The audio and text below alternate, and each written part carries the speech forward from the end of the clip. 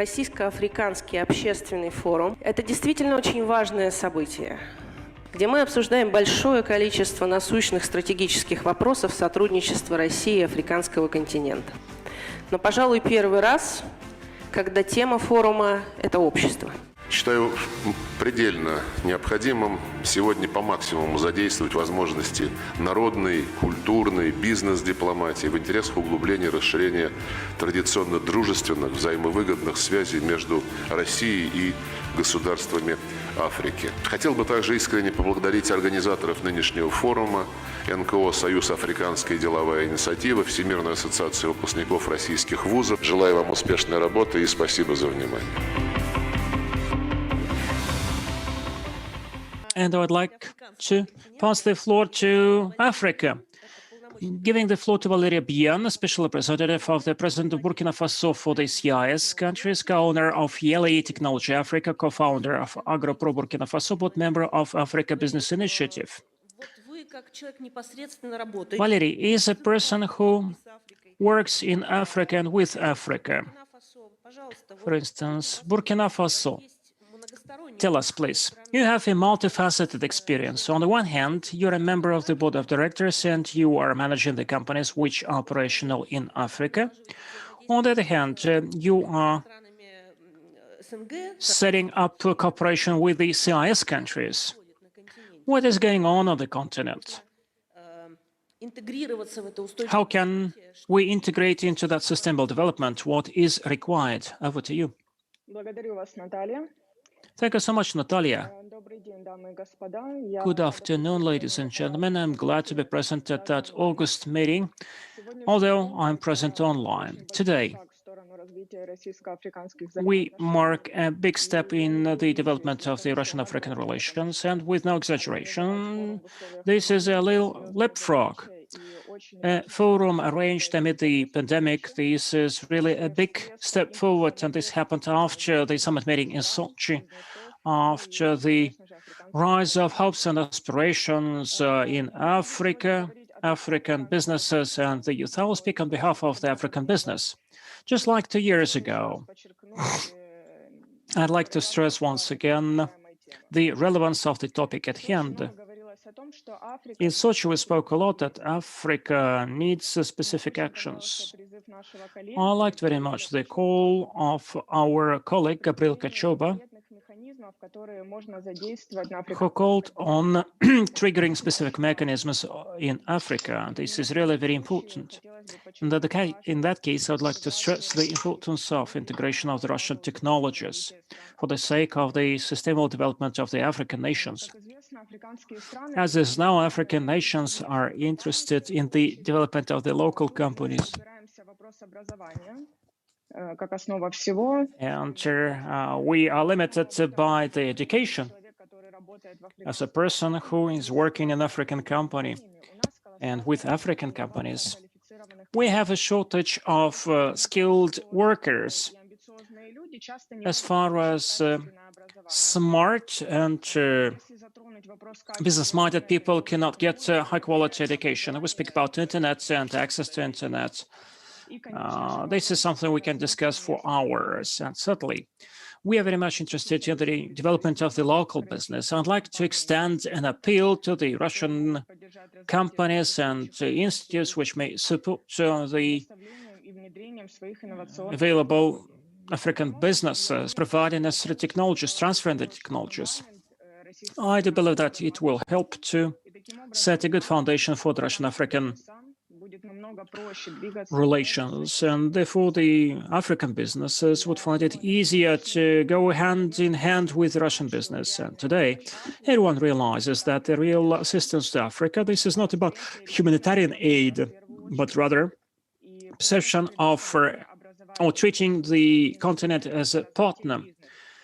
You'd rather provide us with the necessary technologies to support the businesses, bearing in mind the cultural features of certain countries there. As been said, At the Sochi summit meeting, Russian-African relations should be a win-win. I'd like to stress a very good phrase said at the first session that development rests on the communication.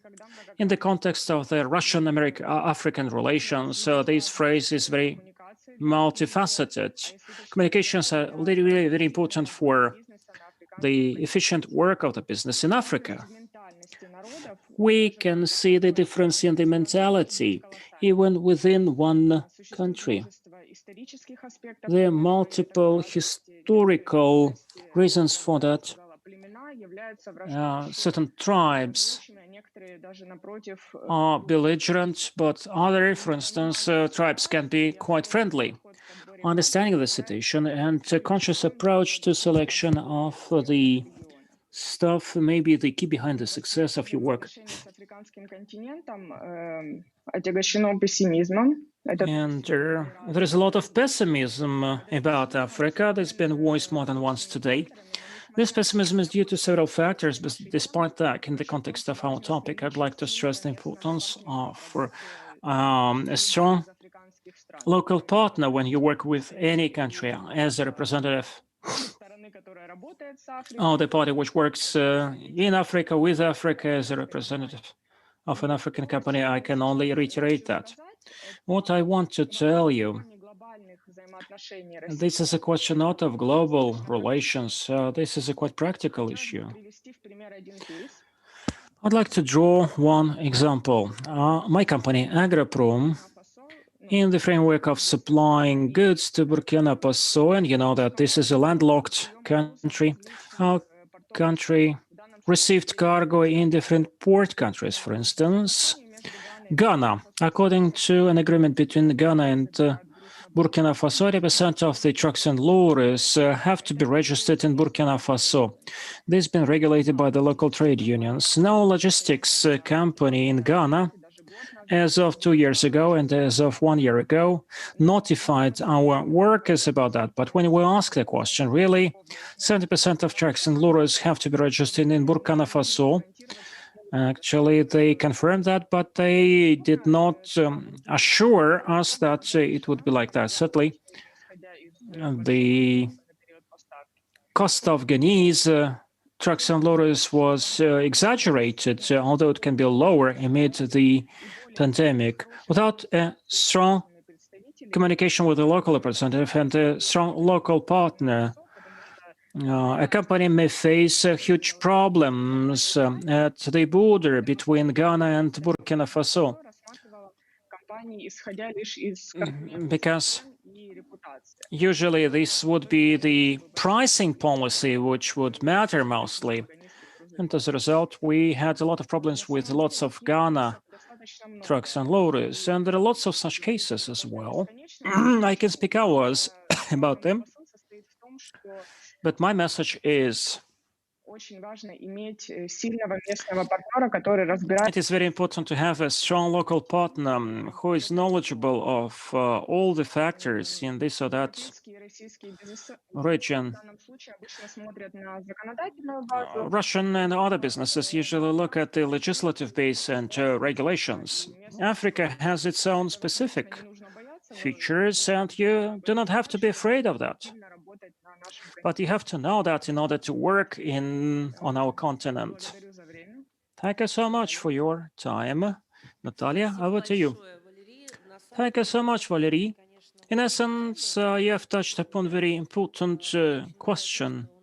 Why I like it very much that we have such a multilateral conversation, because, for instance, you mentioned several very important things. First of all, this is about partnership. Partnership, one of the key things at the Russian-African summit, that Russia looks at Africa as a partner. And certainly would like that in this partnership, we see the aspiration to create something. Africa needs more or less, but less needs humanitarian aid or some donations. Africa has to develop. Africa has to develop its domestic resources, human resources, resources of the domestic economy. And quite recently, a free trade, Pan-African free trade agreement has been signed. And unfortunately, right now, it's been affected by the economic crisis. But I'm sure that the African nations will manage to promote that agenda. At the summit, at the Eurasian Economic Commission's session, we said that we have an experience of integration processes, integrative processes. We're ready to share this case with you. We're ready to share the resources with you. You're absolutely right. And this partnership implies interaction between skilled Russian partners and African partners who know everything about doing business in Africa. I think that on the basis of this win-win cooperation, such business has to be developed. And I know that this is very much required by Africa, and there are lots of companies willing to do that. We are not looking at Africa as we used to do 20 years ago. There are companies which are ready to be co-partners, core